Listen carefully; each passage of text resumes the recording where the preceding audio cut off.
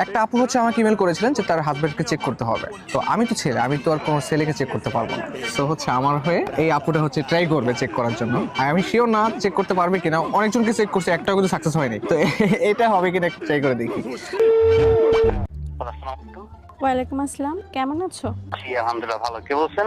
আমাকে তুমি চিনবে না, বাট তোমাকে আমি অনেক দিন ধরেই চিনি। কিভাবে চিনেন?